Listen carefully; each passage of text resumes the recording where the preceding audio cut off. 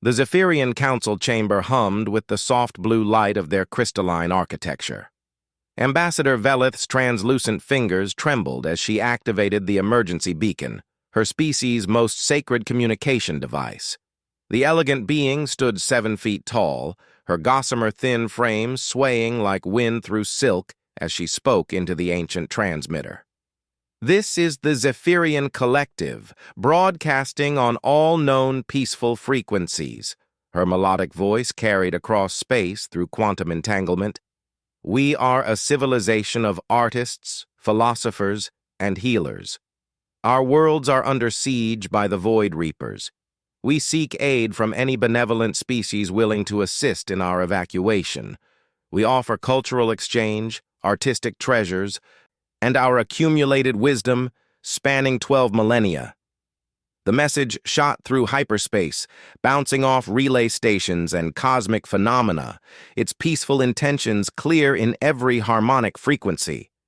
The Zephyrians had spent centuries perfecting diplomatic communications, ensuring their transmissions could only be received by species with similar technological sophistication and, they assumed, similar peaceful dispositions. Meanwhile, 67 light-years away, Chief Communications Officer Sarah Chen was enjoying what passed for a quiet night shift aboard the UNS Retribution. The massive Dreadnought's bridge operated on skeleton crew during the Gamma shift, with only essential personnel monitoring the vast array of sensors that kept humanity's premier warship aware of threats across multiple star systems. The coffee had gone cold an hour ago, and Chen was debating whether another cup would keep her awake past her shift when every long-range communication array on the ship suddenly blazed to life. Warning klaxons screamed across the bridge as her console erupted in cascading alerts. "Contact! Unknown signal penetrating our quantum-shielded communications!" Chen's training kicked in as her hands flew across holographic interfaces. Signal origin, bearing 27 Mark IV, distance approximately 67 light-years, captain to the bridge. Captain Marcus Rodriguez materialized on the bridge within 90 seconds, his hastily donned uniform still wrinkled from sleep. Behind him came Commander Lisa Park, the ship's xenolinguistics specialist, and Lieutenant Colonel James Harrison from the Marine contingent. "Report!" Rodriguez commanded, his gravelly voice cutting through the ambient noise of the bridge. Chen's fingers continued their dance across the controls. "Sir, we're receiving what appears to be a distress signal. The transmission method is unprecedented. It's bypassing our standard communication protocols entirely, somehow interfacing directly with our quantum communication arrays." Commander Park leaned over Chen's shoulder, her eyes widening as translation algorithms began parsing the alien language. "Captain, this isn't just any distress signal. It's incredibly sophisticated. The mathematical frameworks embedded in the language structure suggest a civilization far more advanced than anything we've encountered." The main view screen flickered to life, displaying the translated message in crisp white text against the star field. As the crew read the Zephyrian plea for help, a heavy silence fell over the bridge. "Void Reapers," Lieutenant Colonel Harrison muttered, his scarred face grim. "Doesn't sound friendly." Captain Rodriguez studied the message for a long moment. Throughout the bridge, duty stations began filling as word spread through the ship's internal communications. The UNS Retribution was humanity's most advanced warship, equipped with weapons that could crack moons and shields that had never been breached in 3 decades of service. But it was also humanity's primary exploration vessel, tasked with making first contact with alien civilizations. "Commander Park, analysis?" Rodriguez asked. Park's fingers flew over her xenolinguistic databases. "The language patterns suggest a highly refined, peaceful culture. The way they structure their plea, the emphasis on artistic and cultural exchange rather than military alliance, the complete absence of any aggressive terminology. Captain, these beings appear to be completely pacifistic, and they're being hunted by something called Void Reapers, Harrison added grimly. "Sir, if a peaceful species this advanced is calling for help." Rodriguez made his decision with the swift certainty that had earned him command of humanity's flagship. "Chen, open a channel to Fleet Command. Priority Alpha. Park, I want a full linguistic analysis of this signal and everything we can extrapolate about this Zephyrian collective. Harrison, get your Marines ready for potential hostile contact." As the bridge erupted in controlled activity, none of them realized they were about to make humanity's first contact with the greater galactic community. The Zephyrians, in their desperation, had sent their plea for aid across all available frequencies. What they didn't know was that their peaceful species detection algorithm had a fatal flaw. The algorithm was designed to identify civilizations based on technological signatures that indicated advanced, peaceful societies. It looked for things like artistic quantum harmonics, philosophical mathematical frameworks, and healing energy patterns. Unfortunately, humanity's quantum communication arrays, originally designed for coordinating massive fleet movements across interstellar distances, generated technological signatures that the Zephyrian equipment interpreted as belonging to a supremely advanced and peaceful civilization. The irony was devastating. Humanity's most advanced military communication technology, designed for coordinating the movement of humanity's war fleets, perfectly mimicked the technological signatures of a peaceful, advanced civilization. To the Zephyrian sensors, the humans appeared to be exactly the kind of benevolent, sophisticated allies they desperately needed. 4 hours later, Admiral Sarah Morrison received Captain Rodriguez's priority transmission at Fleet Command Luna Station. The Admiral, a veteran of the Martian colonial wars and the asteroid belt conflicts, reviewed the alien message 3 times before calling an emergency session of the Human Defense Council.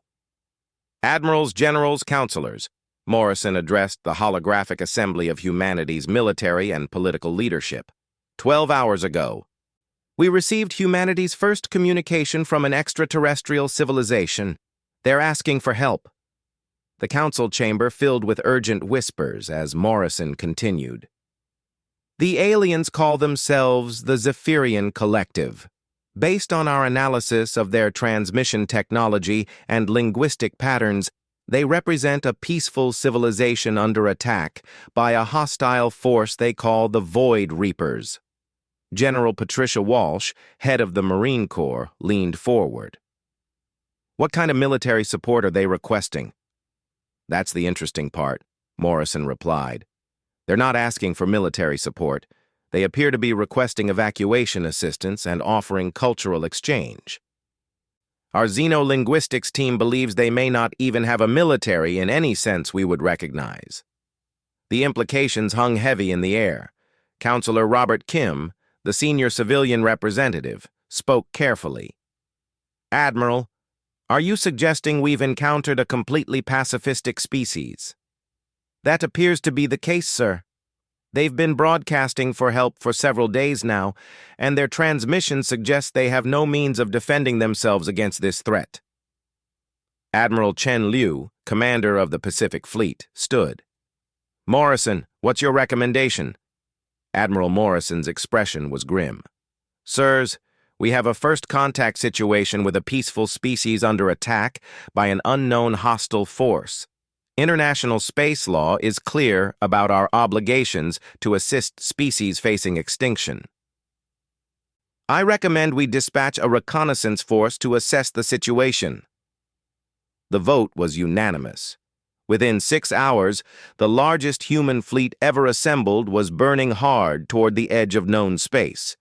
Admiral Morrison personally commanded the force from her flagship, the UNS Sovereign, followed by 12 dreadnoughts, 37 cruisers, 62 destroyers, and support vessels carrying enough firepower to sterilize small solar systems. The Zephyrians, monitoring space for any response to their plea, detected the massive fleet's approach 72 hours before arrival. In their crystal spires on 6 different worlds, they rejoiced. The energy signatures suggested their rescuers commanded technology beyond even Zephyrian science. Ambassador Velith, the same elegant being who had sent the original distress call, prepared to greet their saviors. She practiced the welcoming ceremonies that would properly honor such advanced and clearly peaceful beings. The massive fleet's approach was so perfectly coordinated, so technically sophisticated, that it had to represent the pinnacle of pacifist civilization. Neither species realized they were about to experience the most catastrophic first-contact misunderstanding in galactic history. The peaceful, ethereal Zephyrians were about to meet humanity's greatest warriors, while humanity's finest military minds were preparing to encounter what they believed were fellow pacifists in desperate need of protection. The stage was set for a meeting that would reshape both civilizations and echo across the galaxy for centuries to come. As the human fleet dropped out of hyperspace at the edge of the Zephyrian system, both species were about to discover that sometimes the universe has a dark sense of humor about answered prayers. Admiral Morrison stood on the bridge of the UNS Sovereign, watching the tactical display show the Zephyrian system in breathtaking detail. 6 worlds hung like jewels around a gentle yellow star, each one glowing with the soft luminescence of advanced civilization. Crystal cities stretched across continents, connected by shimmering bridges of light that seemed to dance through the atmosphere. "My God," whispered Commander Elizabeth Torres, the fleet's xenobiologist. "Look at those cities. They're beautiful." The human fleet had taken position at the system's edge, maintaining what they hoped was a respectful distance while their sensors gathered information. What they found defied every preconception about alien civilizations. "Admiral," reported Captain Sarah Kim from the sensor station, "I'm detecting no military installations, no weapon signatures, no defensive satellites. Nothing that even resembles a fortification. These people appear to be completely defenseless." Morrison felt a chill run down her spine. In 3 decades of military service, she had never encountered a civilization without some form of defense. "Are we certain about this?" "Positive, ma'am. Our deep sensors are reading energy patterns consistent with art installations, research facilities, and what appear to be massive libraries or cultural centers. But no weapons. Not even police forces as we would recognize them." Lieutenant Commander Park, now serving as the fleet's primary xenolinguist, looked up from her translation console. "Admiral, we're receiving another transmission from the planetary surface. They're welcoming us." The main screen shimmered, and Ambassador Velith's graceful form appeared. Her translucent blue skin seemed to glow with inner light as she spoke, her 4 arms moving in what were clearly ritual gestures of greeting. "Greetings, noble beings of the void." The translation rendered her melodic voice into standard English. "I am Ambassador Velith of the Zephyrian Collective. We are overwhelmed with gratitude that such advanced and enlightened beings have answered our plea. Your fleet's approach demonstrates technological mastery beyond our comprehension, and the peaceful coordination of your vessels speaks to a civilization that has achieved perfect harmony." Morrison exchanged glances with her senior staff.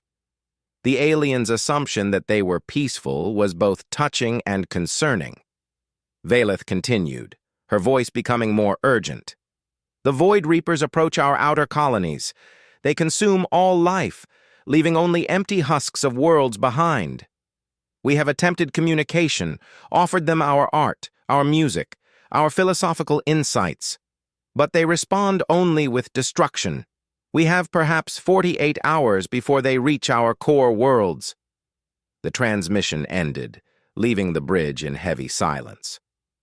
Morrison made her decision with characteristic speed. "Commander Park, open a channel. It's time for first contact." The view screen activated, and Morrison found herself looking into the large, gentle eyes of humanity's first alien contact. Velith's expression was one of reverent hope as she saw the human admiral for the first time. Ambassador Velith, Morrison began carefully. I am Admiral Sarah Morrison of the United Earth Space Navy. We received your distress call and have come to assist. Velith's entire form seemed to shimmer with joy. United Earth, a single world that achieved unity. How wonderfully peaceful. Admiral Morrison, your arrival is providence itself. We had heard whispers among the void traders of a species that had transcended warfare, that had united their world through wisdom rather than conquest.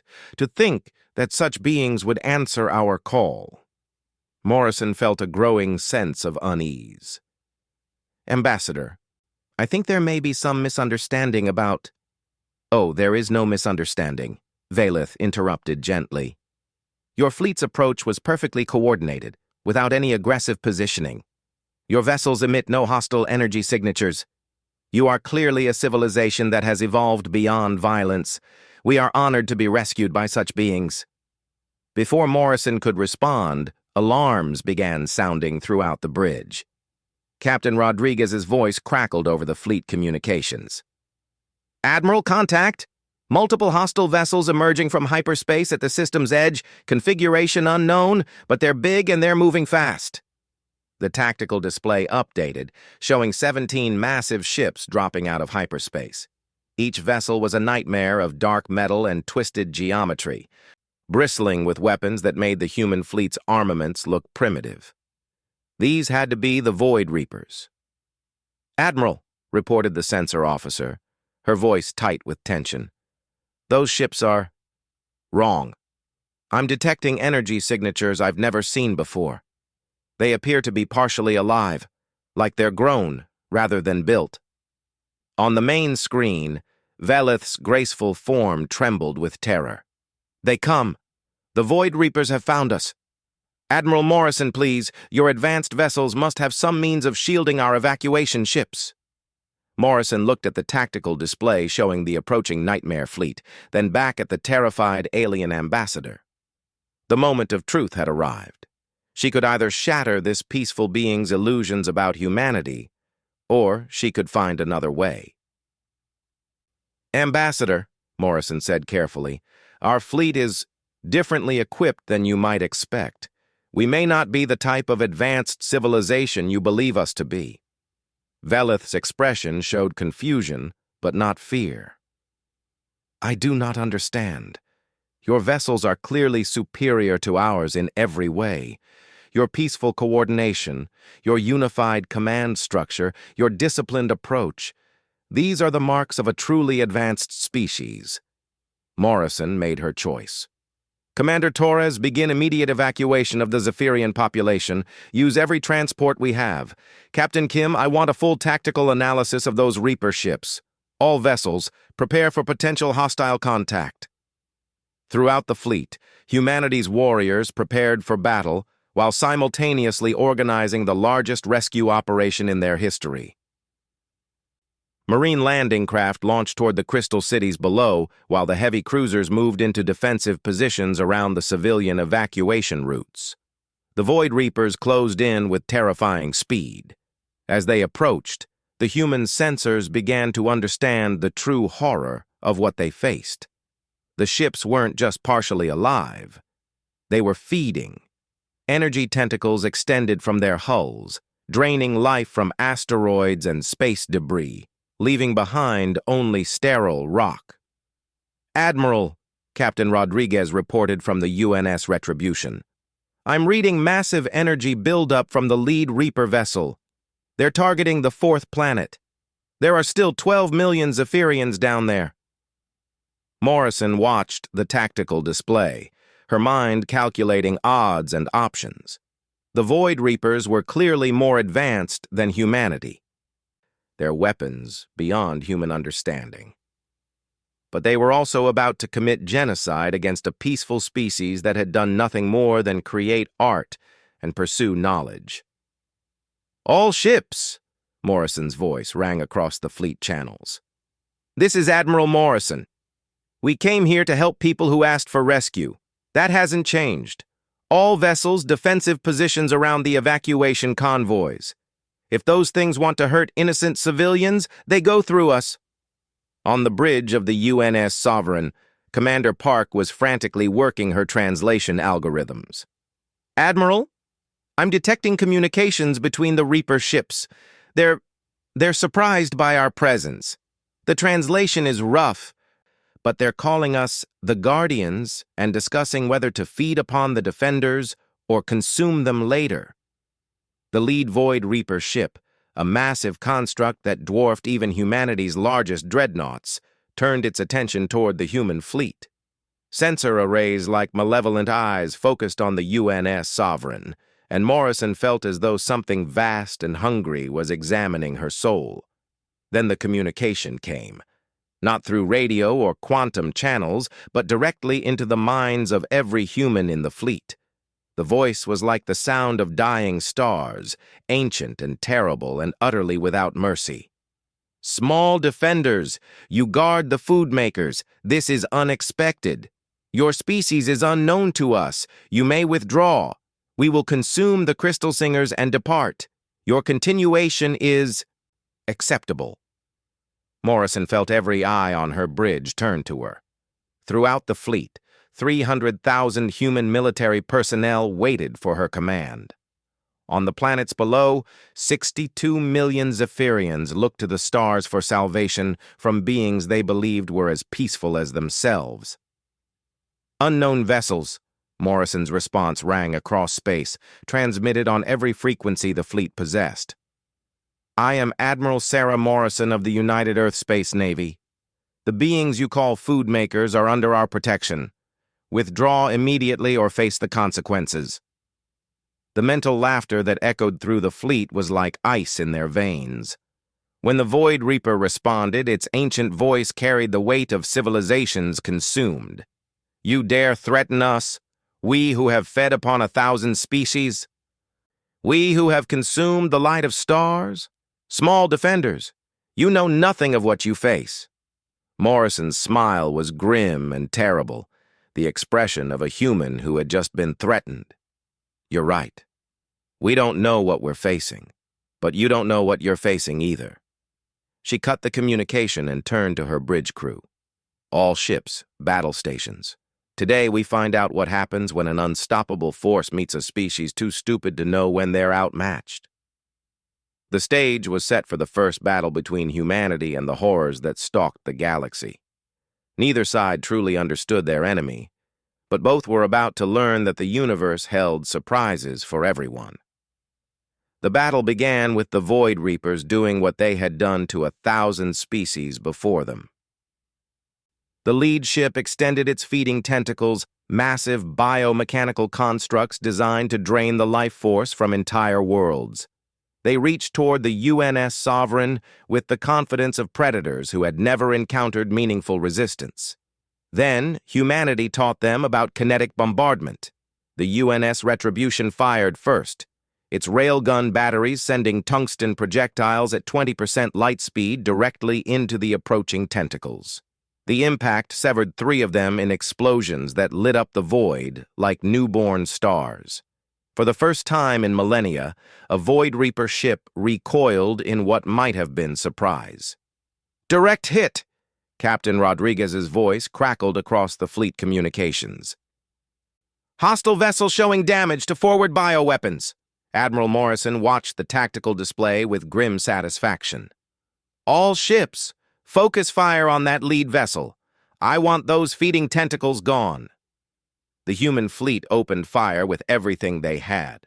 Particle beams designed to crack asteroid mining facilities carved burning lines across the Void Reaper's hull. Nuclear missiles, each one capable of sterilizing a small continent, erupted against the alien ship's twisted armor. Quantum torpedoes, humanity's most advanced weapons, tore holes in reality itself around the enemy vessel. What happened next shocked both sides. The Void Reaper ship, instead of shrugging off the attack as it had countless times before, actually staggered under the assault. Its biomechanical hull began to regenerate, but slowly, visibly struggling to repair damage that should have been insignificant. On board the Void Reaper ship, the collective consciousness that piloted the vessel experienced something it had not felt in eons: confusion. These small defenders were using primitive kinetic weapons and crude nuclear devices, yet somehow their attacks were causing real harm. How was this possible? The answer lay in something the Void Reapers could not comprehend. For millions of years, they had preyed upon peaceful species, civilizations like the Zephyrians, who had evolved beyond violence, whose weapons were designed for construction and creation rather than destruction. Their feeding biology had adapted to consume such gentle prey, their defenses calibrated against benevolent resistance. Humanity was something entirely different. Humanity was a species that had clawed its way to the stars through thousands of years of warfare. Their weapons weren't designed to create or heal. They were designed for one purpose only: to kill as efficiently as possible. The Void Reapers' biomechanical systems had no defense against pure distilled aggression backed by military engineering. "Admiral!" Commander Park's voice was filled with wonder. "The aliens' regeneration systems are struggling. Our weapons are somehow toxic to their biological components." Morrison didn't hesitate. "All ships, maximum firepower. Focus on the wounded vessel." The human fleet unleashed hell. Every weapon designed in humanity's violent history, from simple chemical explosives to exotic matter annihilators, poured into the lead Void Reaper. The ancient ship's biomechanical hull began to fail catastrophically, its living components unable to process the sheer malevolence of humanity's martial technology.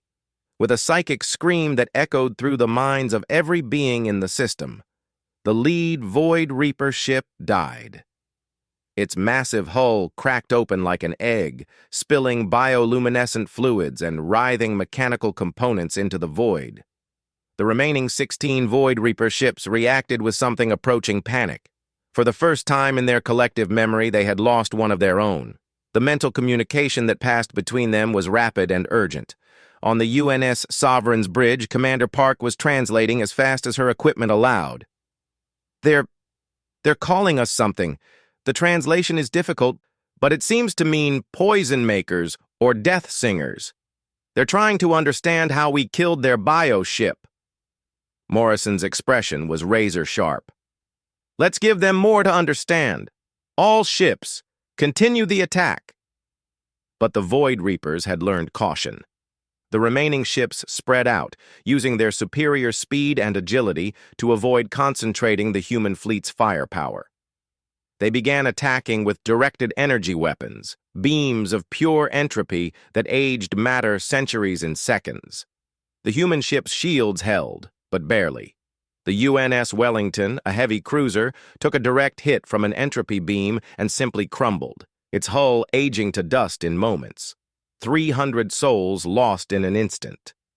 "Damage report!" Morrison called out as emergency alarms sounded across the bridge. "We've lost Wellington, Admiral. Cruiser Yamato is reporting severe damage to her forward sections. Destroyer Squadrons 7 and 9 are requesting permission to withdraw." Morrison looked at the tactical display. The human fleet was outgunned, outnumbered, and facing weapons they didn't understand. By every military doctrine she had ever learned, she should order a strategic withdrawal. But below them, millions of Zephyrians still waited for evacuation, and the crystal cities filled with beings who had never known war were depending on humanity's protection. "No retreat," Morrison said firmly. "We didn't come this far to leave innocent people to die. All ships, continue evacuation operations. We hold the line." Throughout the fleet, humanity's finest warriors received that order and responded with grim determination. Marine landing craft continued shuttling Zephyrian refugees to the transport ships while the warships engaged the Void Reapers in a running battle across the system. It was then that humanity demonstrated something the Void Reapers had never encountered: tactical adaptation under fire. Captain Rodriguez aboard the Retribution noticed that the Void Reaper ships seemed to struggle when attacked by multiple vessels simultaneously from different angles. "Fleet Command," Rodriguez transmitted. "Recommend Wolfpack tactics. These things can't handle coordinated attacks from multiple vectors." Morrison smiled grimly. Humanity had learned such tactics hunting submarine wolves in Earth's oceans centuries ago. "All ships, implement Wolfpack protocol. Attack groups of 3, staggered approach vectors." The human fleet reorganized on the fly, transforming from a defensive formation into hunting packs. 3-ship squadrons began stalking individual Void Reaper vessels using the asteroids and ice clouds of the outer system as cover. The results were devastating. The Void Reapers, accustomed to overwhelming individual targets, found themselves facing coordinated attacks they couldn't counter. Their biomechanical systems, evolved to consume peaceful prey, simply couldn't adapt fast enough to humanity's pack-hunting instincts. One by one, the ancient ships began to fall. Each death sent psychic screams across the system, and with each kill, the remaining Void Reapers became more desperate and erratic. Down on the crystal cities of the Zephyrian worlds, Ambassador Velith watched the battle unfold with growing amazement. These humans, whom she had assumed were advanced pacifists, were systematically destroying enemies that had seemed invincible. Their ships moved with predatory grace, their weapons fired with surgical precision, and their coordination was that of born hunters. "What manner of beings have answered our call?" she whispered to herself, watching human marines efficiently organize the evacuation of her people while their warships tore apart nightmares in the void above. The final Void Reaper, damaged and alone, made a desperate attempt to break through to the planetary surface. It ignored the human fleet entirely, diving toward the Fourth World where millions of Zephyrians still awaited evacuation. Morrison's response was immediate. "All ships, intercept course. Do not let that thing reach the surface." The entire human fleet converged on the diving Void Reaper, but they were too far away. The alien ship would reach the atmosphere in minutes, and once there, it could drain the life from an entire continent before the human ships could intervene. That's when Lieutenant Colonel Harrison made a decision that would echo through galactic history. His transport ship, loaded with evacuated Zephyrian civilians, was directly in the Void Reaper's path. "Colonel, you need to get those civilians clear," Morrison ordered. Harrison's response was calm and matter-of-fact. "Admiral, there's no time, but I can buy you some." Before Morrison could countermand the order, Harrison's transport ship accelerated directly toward the diving Void Reaper. The ship's shields were minimal. Its weapons were point defense only, and it carried 3,000 Zephyrian refugees. By every measure, it was a suicide run. But Harrison had seen something the others had missed.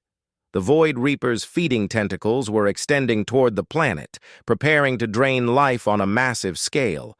If those tentacles made contact with the surface, the battle would be lost regardless of what the human fleet accomplished. The transport ship, its engines pushed beyond safety limits, rammed directly into the Void Reaper's extended tentacles. The impact sheared them off and sent the alien ship tumbling out of control, its feeding apparatus crippled. Harrison's ship broke apart on impact, but its sacrifice bought the human fleet the time they needed. Every remaining weapon in Morrison's arsenal focused on the damaged Void Reaper, and within minutes, the last of the ancient predators died in nuclear fire. Silence fell across the Zephyrian system. For the first time in millennia, the Void Reapers had been completely defeated. Not driven off, not bargained with, not appeased, but destroyed utterly by a species they had never encountered before. Ambassador Velith's transmission reached the human fleet as they began search and rescue operations in the debris field. Her graceful form appeared on the main screen, but her expression was no longer that of a grateful refugee. It was the look of someone who had seen their entire understanding of the universe change in a single day. "Admiral Morrison," she said slowly, "your species, you are not the advanced pacifists we believed you to be." Morrison met the alien's gaze steadily. "No, Ambassador. We're not. You are warriors. Your ships are designed for battle. Your people trained for conflict. You came to our aid not as fellow pacifists, but as predators who chose to hunt our predators." Morrison nodded. "That's a fair assessment." Velith was quiet for a long moment, her graceful form trembling slightly. "In all our histories, across all our philosophies, we have held that violence is the mark of a primitive species, that advanced civilizations naturally evolve beyond warfare, and yet, you saved us. Your violence, your weapons, your willingness to fight and die for strangers. It preserved our people when our own advancement could not." Morrison's expression softened slightly. "Ambassador, there's something we humans say. Those who live by the sword shall die by the sword. But there's another part people forget.